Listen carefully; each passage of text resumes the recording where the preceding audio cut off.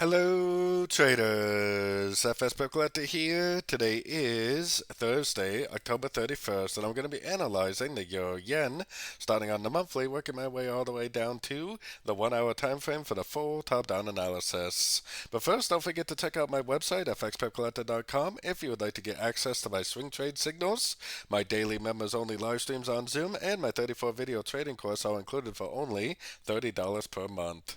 So on the euro yen, I still think this is extremely clearly a 1, 2, 3. I think we're in a wave 4 right now, which will probably make 3 waves down before it goes up and makes a wave 5. So keep that in mind. Let's head down to the weekly.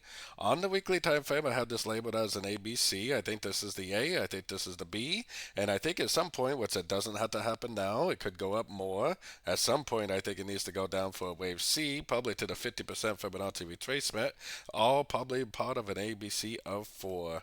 So taking it down to the daily time frame. On the daily time frame, I still think this is the wave A. I think this is the A of B. This is a B of B. I think we're currently in the C of B, and we do have 5 waves up. And we are approaching that target area that I've been talking about. We haven't quite hit the 123 fib extension, so I wouldn't be surprised if it does go up and grab that level.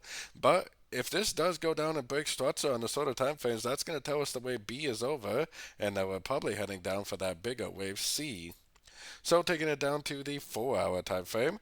On the 4 hour time frame, the trend is definitely still up. For me, the most recent structure is down here. So a break of this structure will tell me that the wave B is over.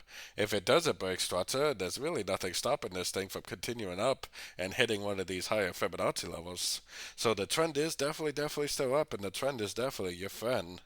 Going down to the 1 hour time frame, I have my Fibonacci retracement on this move down right here, because if this move up does turn out to be a crescent, then it would probably make 3 waves up to a Fib retracement level and then turn back down. But honestly, looking at all yen pairs, I kind of feel like this is like either a regular flat or an expanding flat type pattern, because it kind of looks like a possible wave A.